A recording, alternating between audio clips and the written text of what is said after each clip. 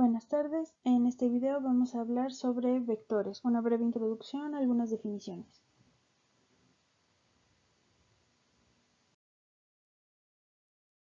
En la física existen cantidades que no pueden ser representadas únicamente con un valor.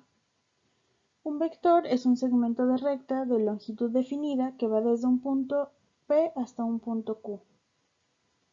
Los vectores se utilizan para describir cantidades que se caracterizan por su magnitud, pero además por su dirección y sentido, denominadas cantidades vectoriales, por ejemplo, la distancia, velocidad, fuerza y aceleración. Y generalmente los vemos dibujados como flechas, desde un punto P hasta un punto Q, y tienen una magnitud definida. Por lo general los vemos escritos con nombres de letras con una flechita encima. Por ejemplo, este vector vamos a nombrarle A, y para denotar que es un vector le ponemos una flechita a la A. La magnitud del vector se escribe así, entre dos líneas, y es un número escalar. Por ejemplo, podemos decir que este vector mide arbitrariamente 5 centímetros.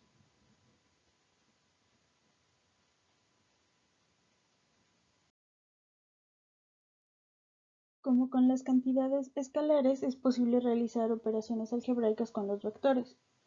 La primera que vamos a ver es la suma vectorial. Entonces, la suma de los vectores A y B es un vector C, que se traza situando el punto inicial del vector B en el punto final del vector A y trazando el vector C desde el punto inicial del vector A hasta el punto final del vector B. Entonces, vamos a verlo. Este es el vector A y este es el vector B.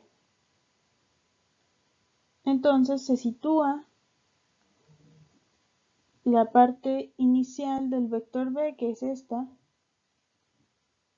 en la parte final del vector A, que es esta,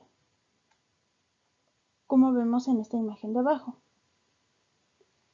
Y el vector C se traza desde el inicio del vector A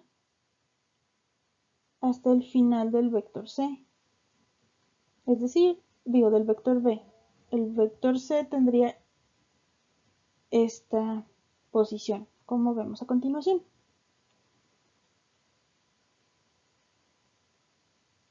Entonces, este es el método geométrico o método gráfico para la suma de vectores.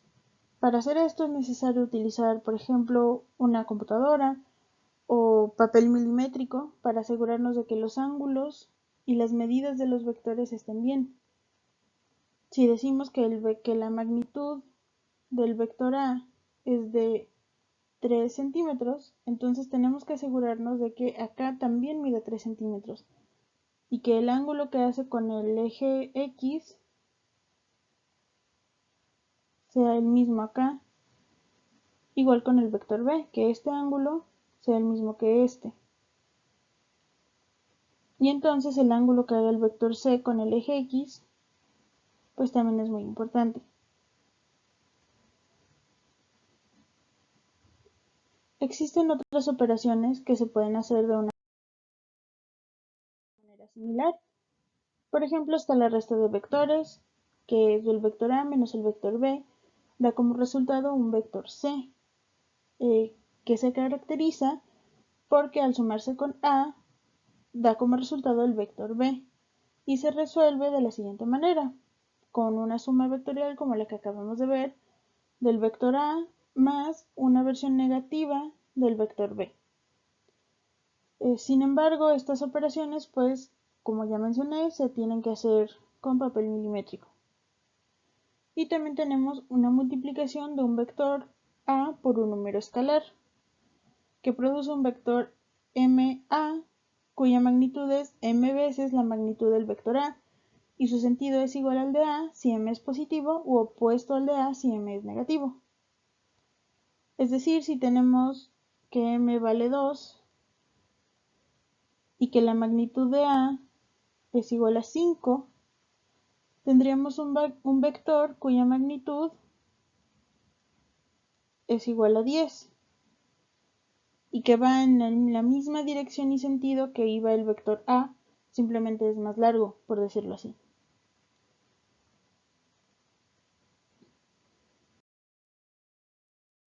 Ahora, estas operaciones que se mencionaron, en la forma de resolverlas gráficamente o geométricamente, pues se necesita mucha exactitud.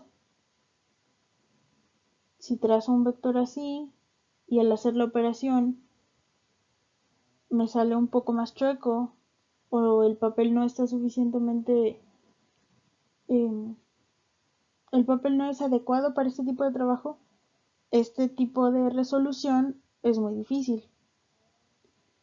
Existe otra manera de resolver las sumas y restas de vectores, que es mediante las componentes. Entonces, a continuación, vamos a ver las componentes vectoriales. Se refiere a la proyección de un vector en cada uno de los ejes cartesianos. Para encontrar la proyección, como vemos aquí en el dibujo, se dibujan líneas perpendiculares a los ejes desde los extremos del vector hasta el eje. Entonces aquí tenemos esta línea punteada, que es la proyección del vector u en el eje x. Y esta línea, esta flecha azul un poco más claro, es la componente en x del vector u. Y de este lado, esta línea es la proyección en y del vector u, y esta flechita es la componente y del vector u, y se escriben así: u subíndice y u subíndice x. Y las componentes de los vectores tienen la misma dirección a lo largo del eje que el vector. Por ejemplo, aquí vemos que el vector u está hacia el lado derecho en las x, o sea, hacia el lado positivo, y hacia arriba en las y, o sea, hacia el lado positivo. Por lo tanto, tanto u subíndice x como u subíndice y son positivas. Es posible escribir un vector describiendo sus componentes. Por ejemplo, en vez de dibujar este vector y ver su ángulo con respecto al eje x, podemos simplemente escribir u es igual a u subíndice x más u subíndice y. Y estos también son vectores.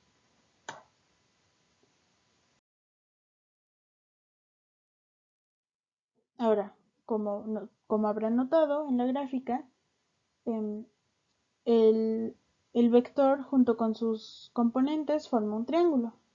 Esto nos permite tener las siguientes definiciones. A subíndice x es igual a la magnitud del vector a por el coseno del ángulo que forma el vector a con el eje x. Es importante recordar, tenemos el ángulo así, perdón, el vector así, este es el vector a, este es el eje x, imaginemos que es una línea recta, y este es el eje y. Y el ángulo θ es este ángulo de aquí, el que forma con la parte positiva del eje x. Y recordemos que aquí, como no es una cantidad vectorial, esto se refiere a la magnitud de A, es decir, el largo del vector.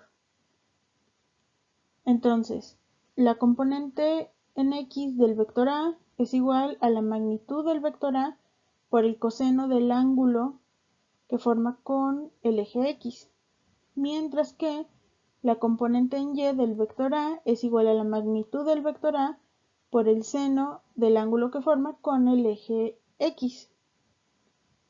Y también tenemos estas dos definiciones. Es posible obtener la magnitud de A y el ángulo θ, es decir, este mismo de acá, si conocemos las componentes mediante las siguientes fórmulas. La magnitud de A es igual a la componente en x al cuadrado más la componente en y al cuadrado. Y la tangente del ángulo θ es igual a la componente en y sobre la componente en x. A partir de esta fórmula podemos encontrar la fórmula del ángulo θ, que es igual Θ es igual a la tangente inversa de la componente en Y sobre la componente en X. Y por último tenemos los componentes vectoriales. Los componentes vectoriales utilizan esta definición de vector unitario. Es un vector cuya magnitud es 1 y su función es solamente indicar dirección. Y hay vectores unitarios que apuntan en la misma dirección que los ejes X, Y y Z.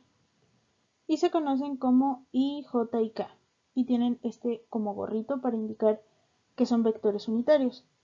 Entonces, el vector unitario que apunta en dirección X es I, el vector unitario que apunta en la dirección de Y es J, y el vector unitario que apunta en la dirección de Z es K.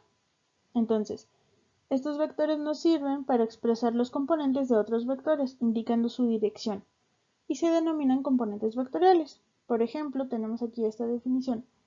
El vector A es igual a la componente en X del vector A por el vector unitario I más la componente en Y por el vector unitario J más la componente en Z del vector unitario K.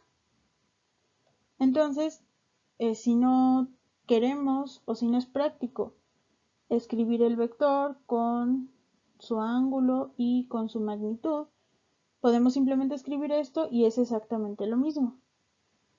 Y entonces podemos utilizar las componentes vectoriales para realizar las operaciones de suma, resta y las multiplicaciones vectoriales, que veremos en próximos videos. Esto fue todo por el video de hoy. Muchas gracias por su atención.